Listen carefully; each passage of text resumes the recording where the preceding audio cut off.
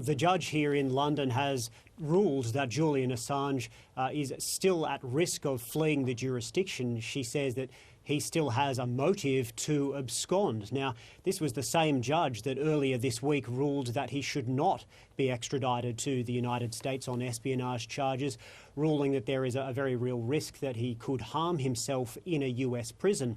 And Mr Assange's lawyers had been arguing today that in light of that decision and while the US appeals that decision, Mr Assange should be free to go. They argued that Mr Assange has faith in the UK justice system, particularly in light of the ruling blocking his extradition. They say that circumstances have changed. He now has a family here in the UK, including 2 young children.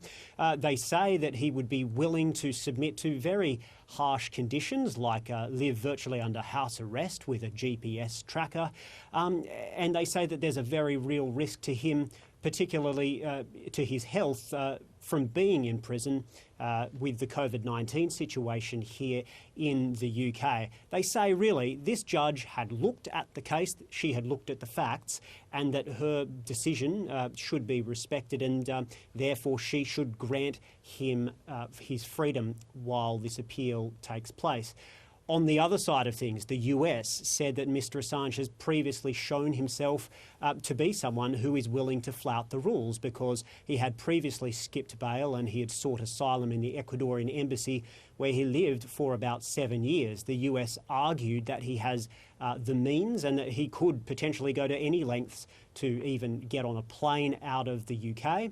And they said that other countries potentially could be willing to protect him, including Mexico. So the judge considered these applications on the spot, and she ultimately sided with the US, deciding that this is not over for Julian Assange and that he should remain in Belmarsh prison. And so what can we expect from Julian Assange's legal team, and what are his options now going forward? Well, so there's 2 legal avenues now that are immediately before his team. One is to continue to fight extradition, because there will be an appeal now that they have to take on.